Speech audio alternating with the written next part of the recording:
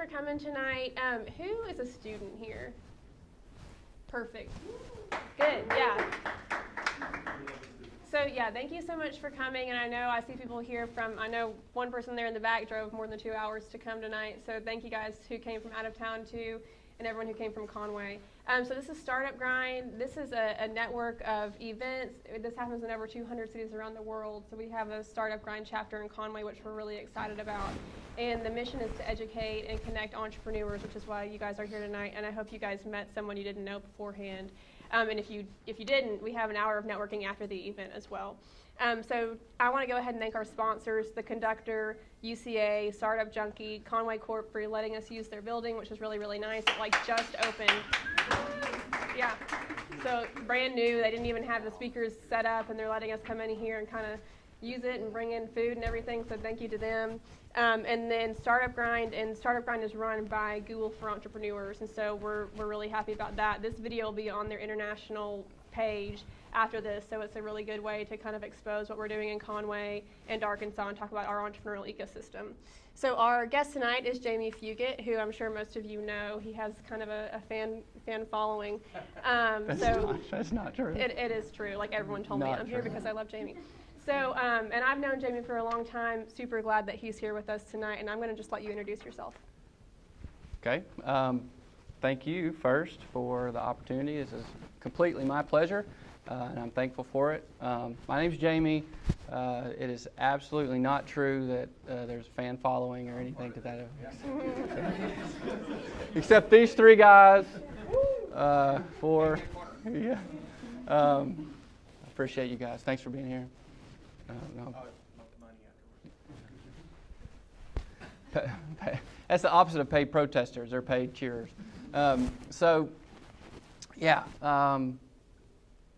Jamie, I live and work. My permanent office is in Little Rock, but I love Conway. I'm thankful to be here. My work gets to send me all over the state, so I drive back and forth to Northwest Arkansas, which is how I know Michael. And I'm happy to be coming to Conway more and more and more. I have 3 kids, my wife and 3 kids. I love my family. They're the best. My primary day job is a lawyer, and I'm sure we'll talk more about that, but I represent entrepreneurs and investor groups that fund entrepreneurs. And I get to, on the side, spend a little time with filmmakers and other kind of creative people. And that's fun and a way to exercise a different part of creativity and be around a different type of people that are wonderful and exciting and filled with drama, but it's good. My second thing that I do is I work with Innovate Arkansas, which is a great program if you're a young entrepreneur and need some help. Talk with them. I know they have a great relationship with the Conductor, with Kim and what Jeff are doing, so that may be the best inlet for if you live in Conway to get involved with Innovate Arkansas. But we help entrepreneurs with questions and business advice and stuff like that. So I'm a part of that. Through that, I work with a organization called the Arkansas Fellowship, and so we take entrepreneur, startup kind of minded college seniors, people who are graduating is when the program happens, and we connect them with some really cool companies and a really cool experience for your first job out of college. And so the program is application based. It starts in the fall. You may see me again if you're a student on UCA or Hendricks campus talking about this. Come next fall. But it's really neat. So look into that too if you're a student that's here. I think that's all that I do professionally. That's perfect. That's plenty. Tell us more about your experience as a college student. We have a lot of college students here. Your undergraduate experience and how you kind of got to where you are now through education. Yep. Okay. So I'm from Benton, so I'm an Arkansas guy. I went to University of Arkansas at Fayetteville for my undergrad.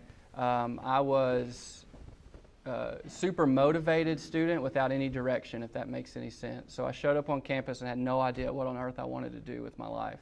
And so that meant I couldn't be real confident joining any program. Like colleges want to put you into majors and stuff like that, and then you kind of felt like it was a path as soon as you pick. So I bounced around. I joined the business school for a while. Within the first week of a business school, at that time, they weren't talking about these neat entrepreneur programs that we see all over the state now. They were like, do you want to be an accountant? I said, no. Do you want to be an economist? I said, no. Do you want to be a finance? I said, no. They're like, well, you're a general business, so we'll see you at the job fair when you're a senior. I mean, that was it. And so I was out of business.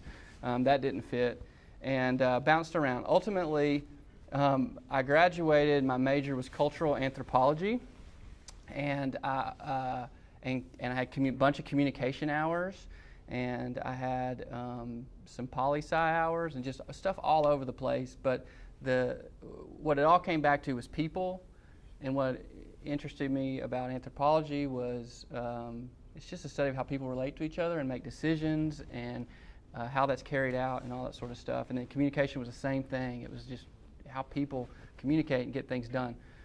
So I love my undergraduate degree, so I'm going to say this tongue-in-cheek, but when you're a cultural anthropology major and you don't want to be a professor, you got to figure out what plan B is. So I went to law school, and that's how I ended up there. It literally that was it. I didn't want to be a lawyer. I don't have any lawyers in my family, and it was a way to have adventure. It was something to go live somewhere else for a while, and it was a flexible professional degree that I still had a ton of options over. So if you get the gist, I'm constantly punting decisions down the road. So tell us about where you went to law school. And what that experience was like, and then, I mean, so if you didn't know you wanted to be a lawyer when you were in law school, what were you thinking you would do when you graduated? Okay, I went to Harvard Law School. New England was great. Boston was great. Harvard was a wonderful experience. The biggest thing that I learned there is nothing specific out of a book or anything else, but the biggest takeaway is any chance you get in whatever world you're in to put yourself with talented, hardworking people that raise the bar, do it. Because it's only through that you realize I can go up another bar in what I'm doing as well. I mean, that's infectious. And so you get around this community of people, and they're all smarter than me and more talented than me and work harder than me and have bigger dreams than me and all this sort of stuff. And so I start thinking, well, maybe I can do that too. And that's the biggest takeaway. It wasn't like the education was better, the professors were better, or anything like that. It was this community of people that thought at a different level that I wasn't used to, and then I just didn't want to be the outsider. So it just makes you think, I want to fit in. I don't want them to realize I shouldn't be here. And so that was the biggest takeaway. And so my encouragement looking back on that is, find those people with whatever you're doing, whatever you're interested in. Find the people in that world who are doing it at a level that you think is amazing, and figure out a way to be around them and learn from them and volunteer with them and just work yourself into that. And then before you know it, you're just advancing really, really quickly as well and doing that. So that's really, that's the biggest thing about Harvard Law School. While I was there are great lawyers come out of Harvard Law School too, by the way, so I'm not going to dismiss that. But while I was there, I still really didn't want to be a lawyer, and looked into management consulting, but I wanted to come back to Arkansas, and like that type of consulting work just doesn't really exist in Arkansas. We don't have a McKinsey, we don't have these firms, and so that wasn't really an option. And so I'll just be honest. This is turning into maybe TMI. So here is literally the God's honest truth of why I'm an actual lawyer. Okay. And then we'll get into a better chapter after that. My wife and I have known each other forever. We're from the same town. We went to Fayetteville together. We graduated, got married, and moved to Boston all in about a 2-month span. I have a deep, faith that guides my life, and so what I like to say is my beautiful daughter, who is 9 years old, God wanted us to meet her earlier than we might have wanted to, and so she comes along while we're in law school, and all of a sudden, all that punting that I've done about making decisions and getting a real job becomes real serious. because I have to figure out a way now to provide for a family. And so what do you do if you need to provide for a family really quickly and you have a law degree? You become a lawyer. So I start actually looking at law firms and deciding what it's going to be a lawyer. I still did not know a single lawyer. Like, I don't know what a lawyer does. I'm in law school and I don't really know what a lawyer does. And so then you start getting summer jobs and you do that whole bit, and ultimately came back immediately to Little Rock, joined a firm in downtown Little Rock, and started being a quote unquote regular lawyer. Mm-hmm. So were you guys you were in Boston, then you moved back to Arkansas. Was that always the plan, or did you consider staying in Boston? Boston's amazing. Go there, spend time there. It's one of America's best cities. We knew immediately that we loved it, and simultaneously immediately that we would not stay there. We definitely considered going other places for a time, and then coming back to Arkansas, but it was never going to stay there, and we didn't want to do New York City. So, we looked at, we flirted with looking at Austin and Nashville and California and stuff like that. Ultimately, the draw of family and back to Arkansas was the strongest. And so by the time it was really serious about applying for jobs, we were coming back to Arkansas the whole time. Mm-hmm. So talk about, because now you are known as the startup lawyer in Arkansas, unanimously. And how did you carve that niche for yourself? And is that something that just kind of happened, or you intentionally did? So, both, all right? Not surprisingly, for someone who isn't really sure if they like law practice and didn't have a really passion to be like a lawyer, like Atticus Finch, lawyer. That was a great book, but I didn't want to be that. I knew pretty quickly, doing other people's work of normal stuff, writing briefs and talking about appeals and stuff like that, that there was something, I couldn't do it forever. Just put it blankly, I was unhappy with it. And so I started looking around. And so two things kind of, when I think back, popped out. One, it was, I'm typically okay marching to the beat of my own weird, odd drummer. And so I thought, I'm willing to take a chance. Let me look around and see what else is going on here. And so I'm practicing law in the day. I'm doing everything I need to do. I want to be good at what I do, even though I'm not enjoying it. So I'm working really hard. But I'm also looking around, like, what else is going on around here in the Arkansas that's interesting, that I can have an impact in, that may lead to something else. Like, what else is going on? So that's on one side. The other side, and now I'm able to put this in place now when we start talking about advice to entrepreneurs, and I didn't know it then, is I started thinking, as a young lawyer, this is the worst business model ever for a young person.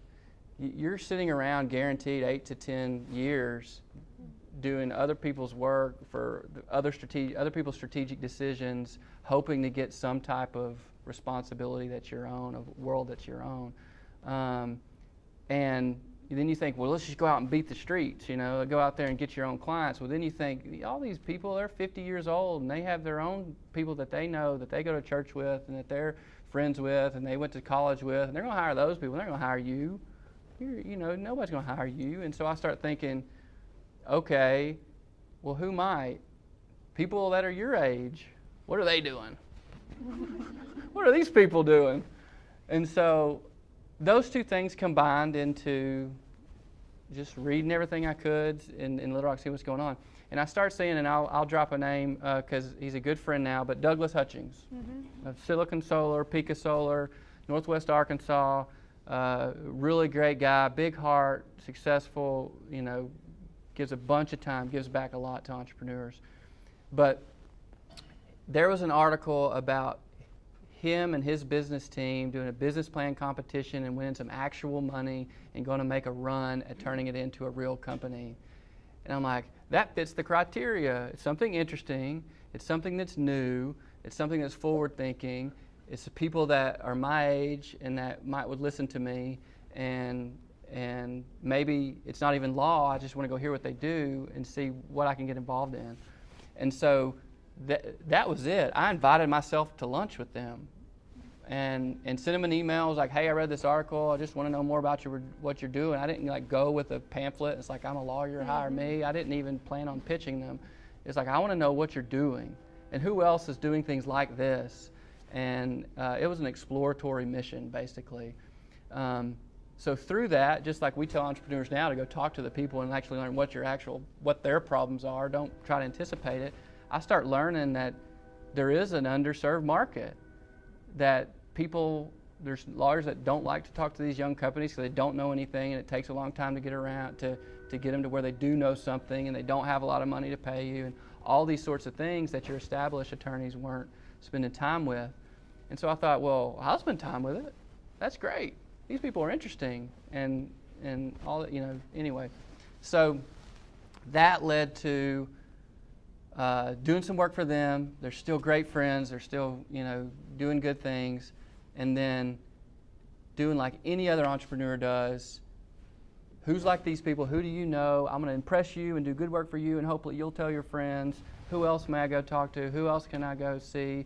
And then surveying out who are the thought leaders and who are the gatekeepers of this world. And so right about the same time, I can remember, is this too much detail? No. Okay. Are y'all bored? No. Okay. Right about the same time, this is like 2009 or 10 time frame, and you'll start noticing a pattern here. I invited myself to coffee with a guy named Jeff Ammerine in Northwest Arkansas, and he sent me an email. This is pre-Startup Junkie, pre-all this stuff. He's still doing a lot at the time, and he was busy.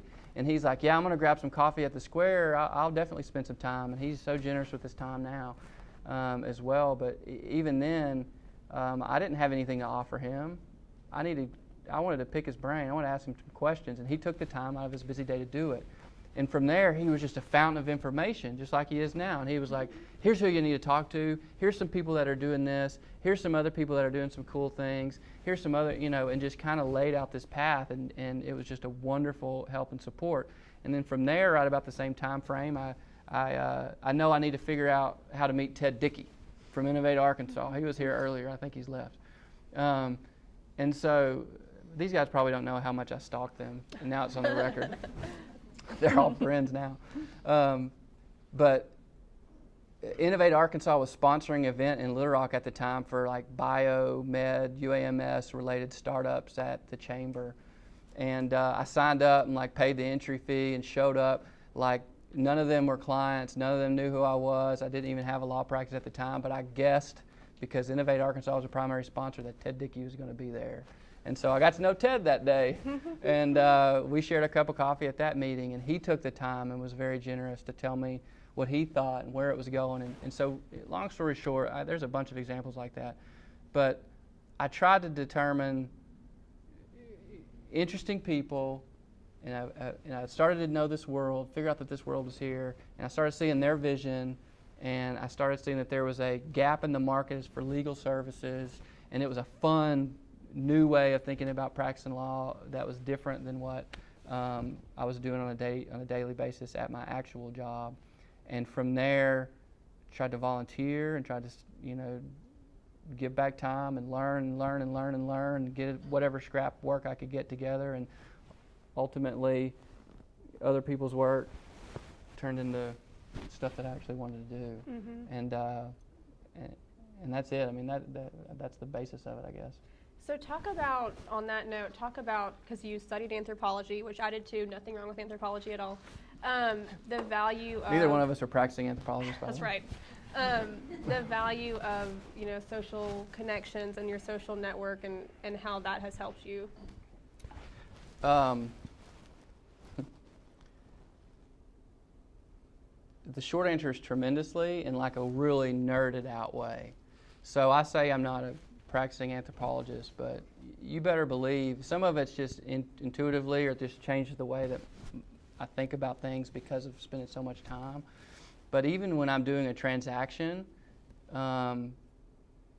companies need to raise money and they're trying to negotiate with 3 or 4 people and get some money and get the deal terms where they're both agreeable and willing to sign on the dotted line. There's, the world is our oyster and there's infinite possibilities, and some people may look at it as just bullet points in a sheet and numbers, but you better believe in my mind, you get to yes based on personal relationships and what those people need and are looking for outside of those bullet points. The bullet points matter. The deal won't get done if the numbers don't add up and the bullets aren't there, but we're going to make it. It's going to be easier, smoother, funner, better working relationship if we really understand what those people are working for, what they're aligned together, what that personal connection is with that. And so I use it every single day.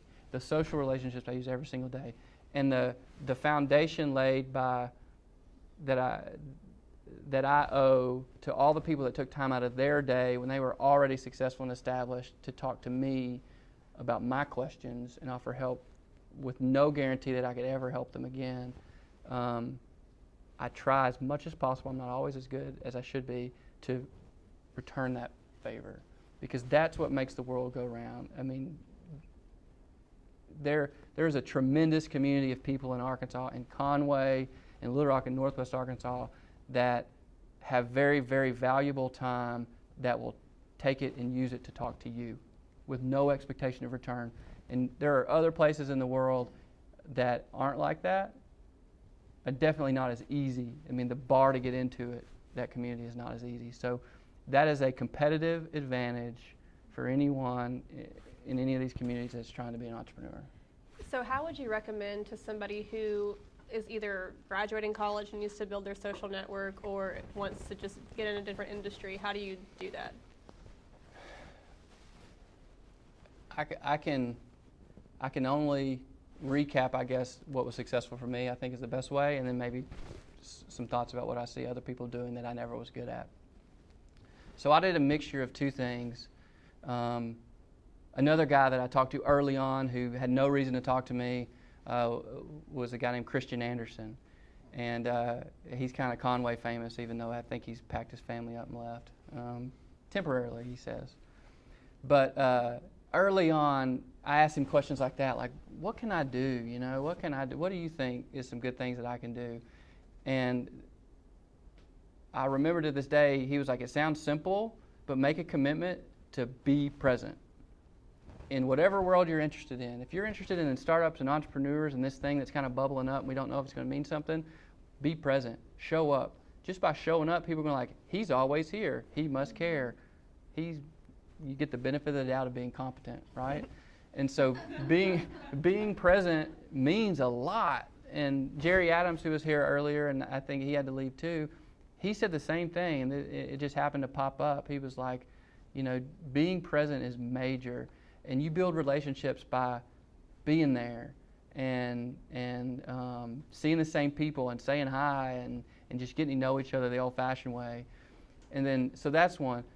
I manufactured being there, as you can tell, by buying people coffee, saying, hey, the worst thing they can say is I'm too busy or no, but most of the time they say yes. And it cost me $3, and now I have like lifetime friends out of $3 coffees. It's wonderful. So sometimes you got to manufacture being there. It helps if they've seen you 4 or 5 times at events. It's kind of a warm greeting then. It's not just a cold call. So, don't be afraid to take that step and get a more intimate conversation, even if it's just 15, 30 minutes to do that way. So kind of, do your own hustle, I guess. And then the other thing I think is tremendously important is, or maybe a tremendously effective way to actually get some roots, is don't just take, give. It takes a lot of effort to make events like this happen, or any other event in wherever you're at. And so willing hands are great, and it doesn't have to be an official capacity or a capacity with a name attached to it. But like, helping pick up or whatever you're there, or offering to help, or hey, I see y'all are working on this new initiative. Do you need anybody to be there? Do you need anybody to do setup? I mean, even little stuff. Just offering to volunteer then turns into, we actually need a board member. And all of a sudden you're like, I've got something to put on LinkedIn. I'm a board member. And then you eventually get to the place where you're like, oh, another board. I don't know how I'm going to do it. So just being there and actually being there meaningfully and return and giving is the best way I know how to actually, get friendships that are meaningful and relationships that are meaningful. That's enough. Okay, that's perfect. All right, so talk about your work-life balance with 3 babies, and I made a note here that Boulevard Bread Company, because I see you all the time when I'm with my mom at Boulevard Bread Company, and you have all your kiddos with you. Yeah. So talk about how you manage that balance. Okay. So it wasn't just lip service when I started at the beginning saying I love my family. Work-life balance is incredibly important to me. And a lot of people say that, and I learned pretty quickly that unless you, I'll just say for me, other people may be naturals at it, unless I actively schedule it in, take steps to make sure it's a priority, it just vanishes because there's so many things that are responsibilities. And so just little things, choosing, and this, this may not, I don't know, you'll just have to take my word for it. We chose where we would live based on where my office was and not vice versa, because I'm 5 minutes from my house. That means a lot because even if I only have 30 minutes for lunch in a busy day, I can go home, my wife and I can have lunch, I get to see my 1-year-old. It's a refreshing mental break, even, especially when my 1-year-old's in a good mood. I walk my kids to school or drop them off, and then I can still be at work at a regular time.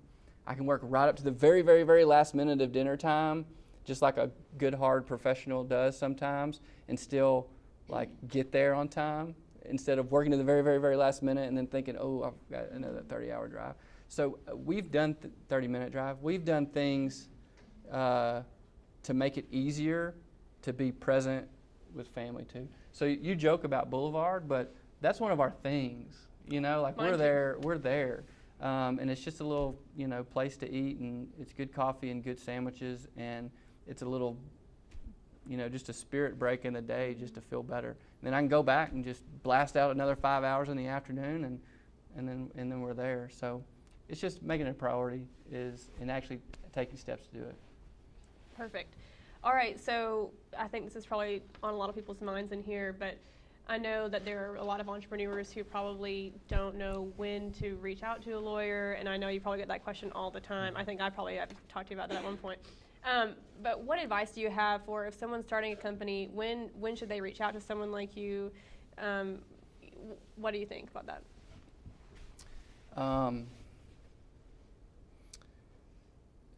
This is a typical lawyer answer. It depends. So the best thing is to the most effective thing is to have a relationship before you need it. And so I can't speak for everyone, and then Zach can vouch for this week is not my best week of responsiveness, admittedly, but I try to be really responsive and open and take time, just like the stories I told, to be on the other side of that. And so if you have a chance and something's bubbling up and you have a connection and you can just say, hey, can I get 15 minutes of your time on the phone, or you happen to need some coffee later or something like that someday this week, I'm going to just tell you something's going up. We did that, right? And it was no sweat, no big deal. But we were able to kind of talk within the specific situations, like if this happens, it's probably time. If this happens, it's probably time. If this happens with your particular situation, it's probably time for us to really do some legal work. I would always prefer that because it's much easier to do things right the first time than have to fix something. And so, it doesn't take 2 hours to have that conversation. It can just be, I think about this, I don't want to make a mistake. Is it time or not? And as long as you think your person who you're calling is trustworthy enough to not always say, yes, it's time, you're on the clock, then that's better. Yeah, it just depends. Okay. All right, so we're going to open it up for just general questions from you guys. I just have one more question for you before we do that. Yeah. Something we talk about a lot with entrepreneurs is failure, and you've worked with so many startups that I'm sure you've seen this quite a bit. So what advice do you have about what you've experienced, and when you think it's time to pivot a company, and what's your advice about that? Okay, so my number one piece of advice about even potential failure is the great thing about Arkansas being a small place and how accessible it is and friendly it is, and I think supportive and so many great people to help. In a time of not so good, it feels really small, right?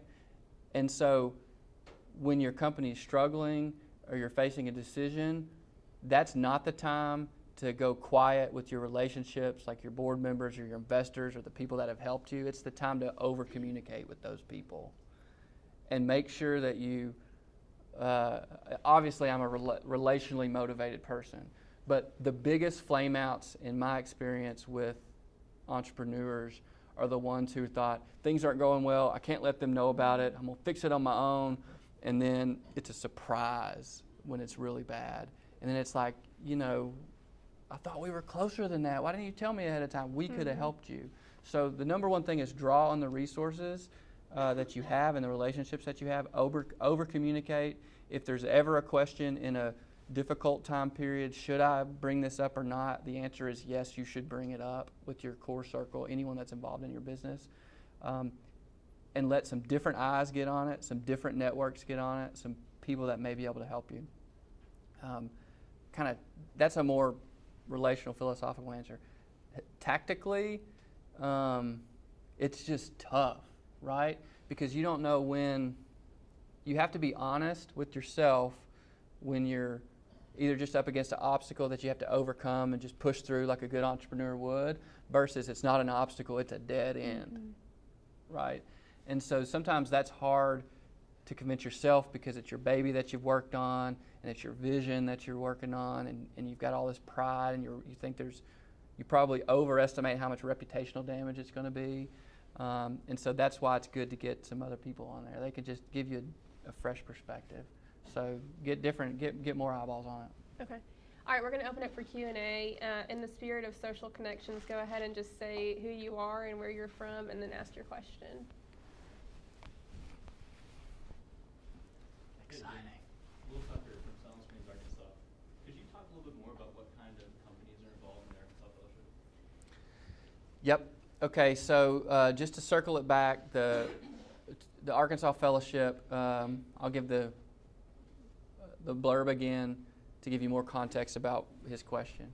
So we connect graduating college seniors with their first job out of college. And our two-way model is we want super, super talented, kind of leadership-minded, high-potential, entrepreneur-focused type graduates. So it's probably people like you for the students that are, if you've come tonight. And on the other side, we want like innovative, great culture, ability to advance, forward-thinking, Arkansas-based companies. And so in some ways it's a brain drain thing. We want good people to stay here. We want to make our companies better, those sorts of things. So the type of companies that we get are both big and small. We've had big companies that are some of the publicly traded, state's biggest companies participate. We've had others that the fellow that they hired was employee number one. It was the first person outside of the founders that they hired and actually paid money. Sometimes they paid the fellow their salary because we mandate a minimum salary more than the founders got, if the founders got anything, right? It's employee number one that actually gets paid. And so in that spectrum, we're more interested in all those other things. Is the company culture great? Are they likely to provide a mentorship experience for the fellow that they hire? Are they going to meet all these other things? And so industry really doesn't matter. We've had everything from retail to pure tech to a consumer goods startup to all kinds of stuff. It's more of a culture and a leadership thing. So we need their CEOs to be mentorship minded. We need them to commit to that, and we need them to be forward thinking and innovative and that sort of thing. Hi, I'm Leslie. I co-own Streetside Crapery, which is right down the road with this guy Spencer. I have two questions for you. Number one is, what are the main problems you see in early businesses in their first couple of years of being open? What do they come to you for, and what are they usually needing help with? And then question two, do you have any like crazy random stories about different businesses you've worked with in our state, or like, just something? What's the most interesting case you've ever had? Okay. So we'll deal with number one first. Question one. So there's usual suspects or frequently asked questions on a forward-thinking basis, and then there's frequently occurring early problems. On the going forward basis, I understand how to be a business person and make something and sell something or something like that, but I don't have any idea about any of the other stuff. Like, what does it even mean to create a company? Like, what do I have to do? Like fundamental stuff. So because I work with early stage companies a lot of times, we're on that end of the spectrum a lot of times, like really elementary stuff, which is great and fun and good. So sometimes it's just the really, really simple stuff. Because a lot of my work with entrepreneurs involves a company that is going to try to have some technology that grows really fast. We end up very quickly talking about investment and who in town has money and who might be interested in funding our company. And so that's a real common forward-looking conversation we have. As far as common early problems, it's usually business partner related. The earliest things that pop up. It's everything was great on the front end, and in both of our minds, we just thought we were going to always, or all four of our minds, or all whatever, everything was going to be great and nothing was ever going to go wrong, and so we didn't do any of these other things to talk about how we would solve a problem if we faced it. And then all of a sudden they're in a problem and it seems insurmountable because you can't even decide how to solve the problem. You're just at loggerheads before you ever get started. Mm-hmm. And so that might be a good segue into crazy stuff. There's been some crazy stuff happen.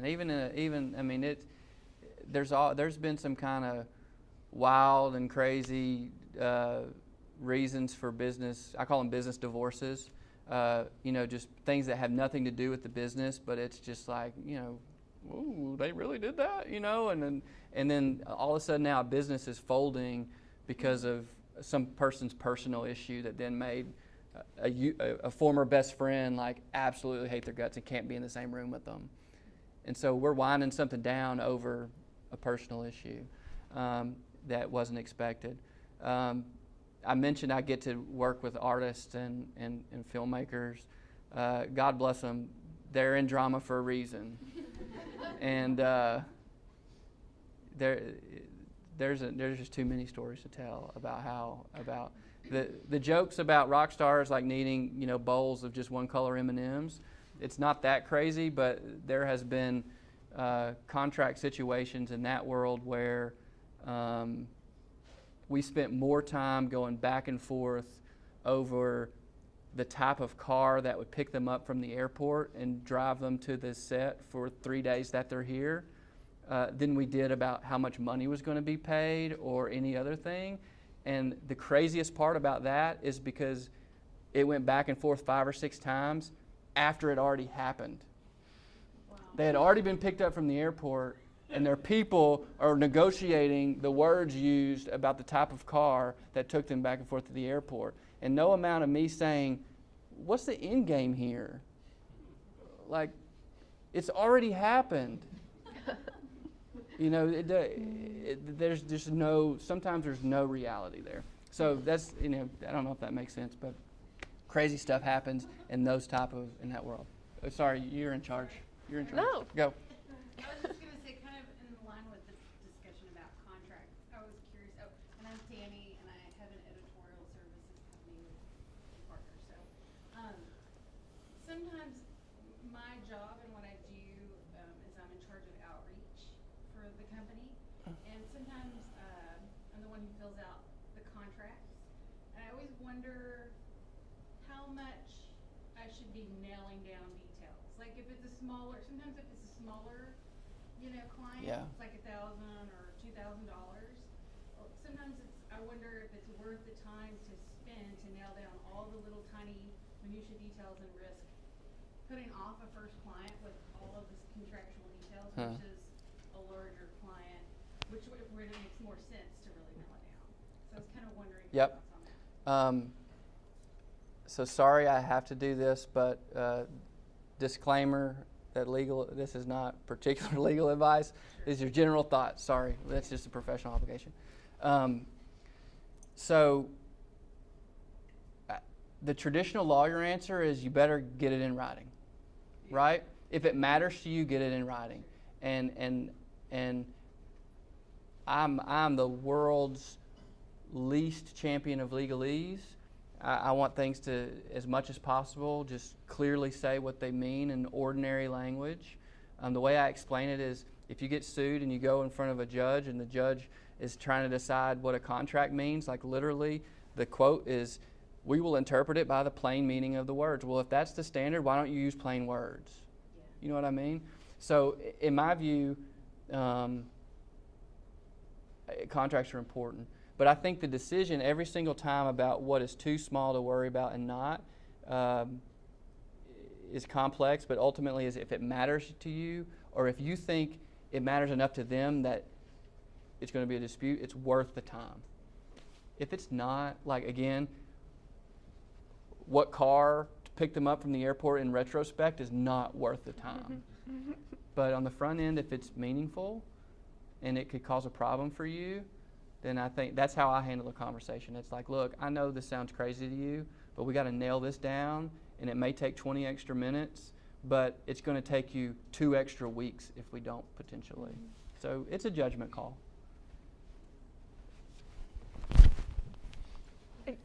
Jeff. Hey Jamie, my name's Jeff Standridge, and as you know, I represent the Conductor, but I also represent Cadron Creek Capital. And Michael Eisman's going to be driving me to Northwest Arkansas tonight. I don't know what kind of car he drives, but I'd like the temperature cool down to about 68 degrees. I'd like chilled water at about 38. Joke. Get it ready. Can you talk a little bit about companies that seek funding and when they should know that they need funding and what kinds of companies generally are seeking funding from venture funds and what have you? Sure.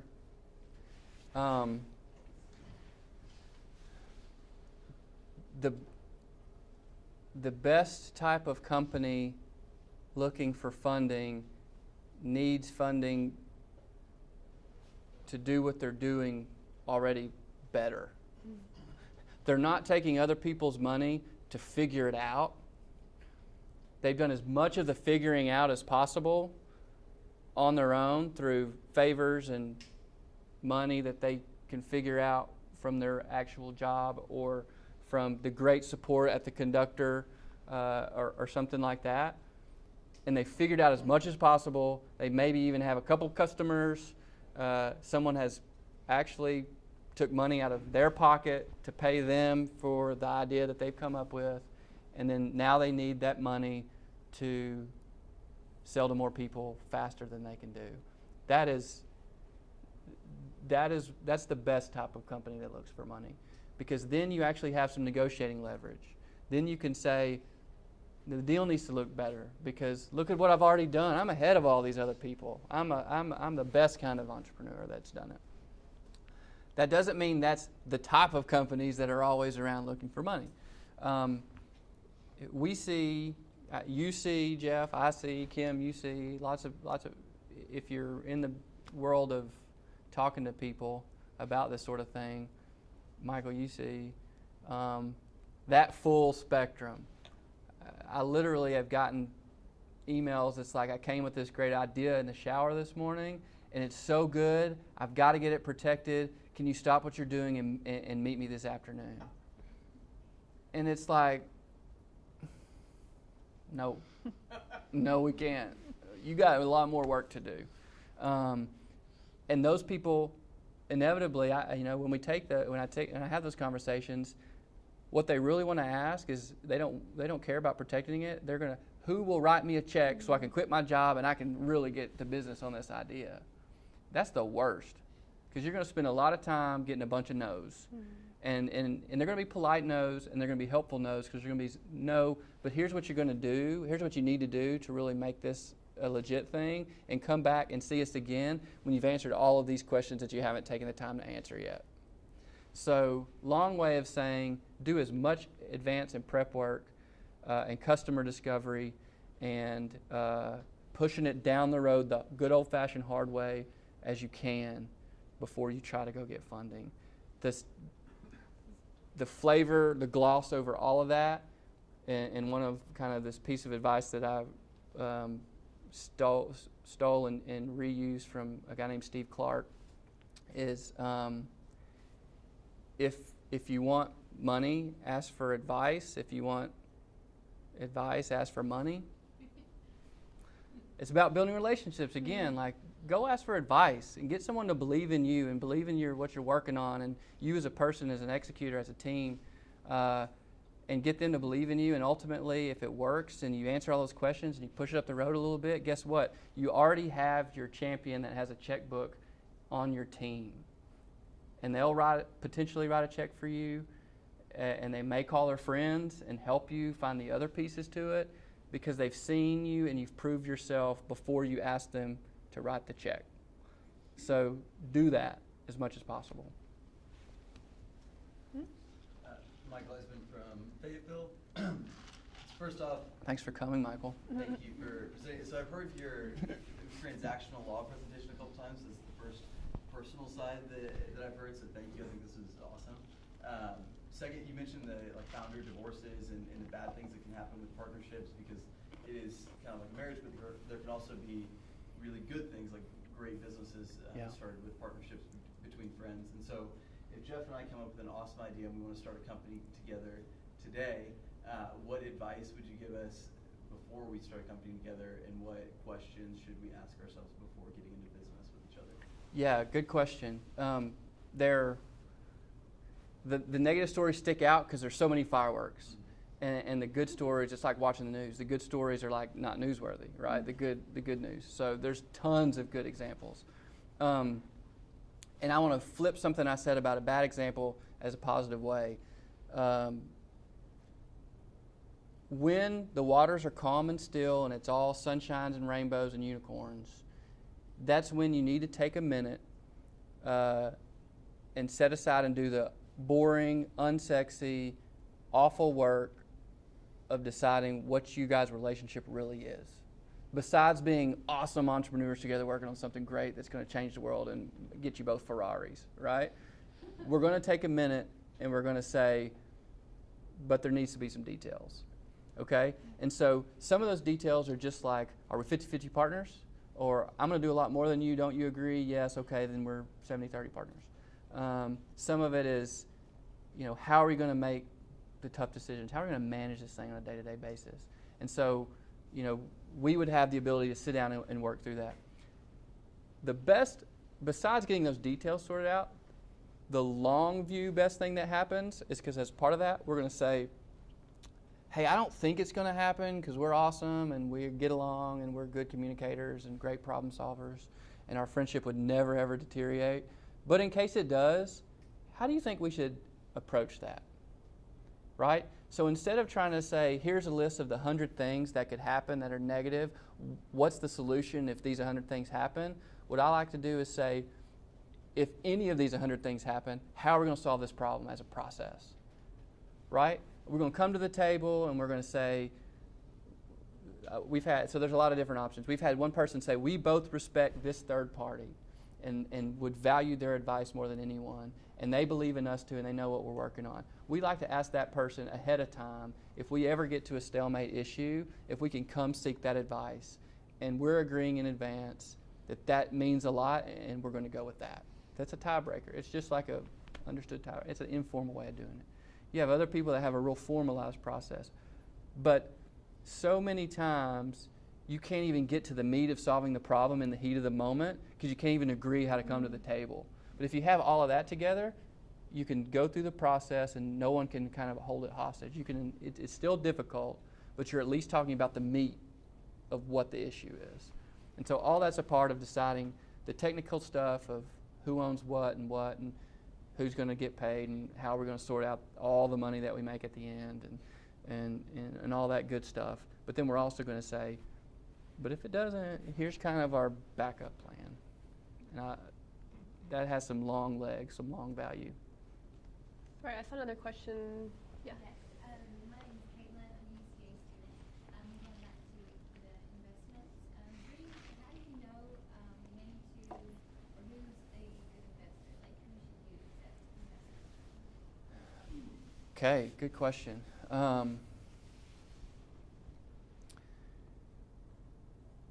An investor is a tough decision, right? And let's assume that you have choices. Because sometimes it's like, I need this amount of money to get it going, and only these people say yes, and so I got to take it. So let's assume you've got a bunch of different people that are wanting to be your investor. That's a great problem to have. They are so much more than that money. And actually that money, the value of it in nearly every instance, it has a short honeymoon period. And what you're left with is a permanent business relationship. And it's someone that you're, in one instance, in not a negative way, but just a normal business way, it's someone that you're held accountable by, have to answer to, may ask you some tough questions, may bug you, may disagree with you, may remind you that they gave you a lot of money, right? So all these sorts of things need to be someone that you're willing to have those difficult conversations with. Flip that on its head, in a positive way, if you get to choose, find the person that you want to have those difficult conversations with because you value what they say and you think that they'll help you make a better decision, that you would actually choose to call even if they didn't write you a check because you want their advice. All of those things that some people, like, I'd very much discourage clients to think like, ooh, now I got an investor, like how much do I have to tell them? I'm like, you need to approach it differently. Like, yay, these people wrote me a check and they're great. And they have networks and they have experience and they've been successful at something and they know a lot of other successful people. And so that value add has much more long-term consequences in most instances, especially than that early, very first check. Because that money gets spent quick and you got to find other money, but those persons are still there. Mm-hmm. And so, I mean, that's my suggestion. Right, we have time for one more question. Yeah. Hey, Luke Urban, mobile app developer based here in Conway. So really enjoyed hearing your story. We've known Thanks, each other Luke. for a while, but we've never sat down and I've heard this. So here's my question. Tomorrow, you wake up and you decide, I don't want to be a lawyer. I kind of just basically want to hit the restart and quit everything. What would you go do? Mm-hmm. Do I get to be a Major League Baseball player? Yes. That's a good question. So there's only two things that I can remember wanting to do. So earlier in my story, I said it's not like I always wanted to be a lawyer, and I actually really struggled making a decision about making a choice at all. So there's only two things that I can ever remember thinking that would be really cool. One is a Major League Baseball player. That wasn't a joke. I'd love to do that. But two, I would like to run kind of like a lifestyle magazine. I don't know, like Outside Magazine or something like that. Something that's just I like to travel. I wish my hobbies were my job. I wish they paid me to do my hobbies. I love to write and read and all those sorts of things. And so I'd like to run a publication like that. Interesting. All right. I have one more question for you to leave us with tonight. What's one piece of business advice that you would give us, business advice? Hire a good lawyer. No. Maybe something someone told you at one point. What's that? It could be something someone told you at one point. I think I'll just stick kind of with my overall theme, or I guess my life theme. At the end of the day, it's all about relationships. If you're selling something, it's a relationship. If you're in a business partner, it's a relationship. I mean, there are levels of relationships, but if you're not in, if you can't, if someone doesn't feel the passion of what you're doing and you're only half-heartedly doing it, you're not going to sell them your product. If you're not going to get someone to invest in your company, if it doesn't look like you've done, turned every stone over and are in the deep, dark corners and know it more than everybody else because it what's keep you up at night. Like, it's all a relationship. And then once it happens, you got to treat them well and respect and do your best to make sure they feel valued. And so, yes, there's an undercurrent in business about you're not going to get an investment if the deal's not good, or you're not going to, have a thriving business if people won't pay for your idea, even if it's a good idea. There is a survival of the fittest element, and not all good things succeed. But even the things that have a chance to succeed, the best communicators, the best relationship people are the ones that really make it. So it's all about people to me. Perfect. All right. I want to go ahead and thank our sponsors and partners again, especially we had Tacos for Life and Blue Sail Coffee tonight. Cody Greenwood is our videographer tonight. He's a student at UCA, so we're super excited to be working with him tonight as well. Thank you guys for coming. We're going to have an hour after this of networking, so I do encourage you to meet people you don't know. Stick your hand out and say who you are like Jamie would do. And I think you'll be here for a little bit afterwards as well. All right, and thanks again to Jamie. So I've known you as an aspiring entrepreneur and as a mentor, and you're a Conductor mentor officially, and so you're a good friend of ours, and so thank you so much for coming. It's my pleasure. It's a great opportunity. Thank you guys for coming out. Yeah.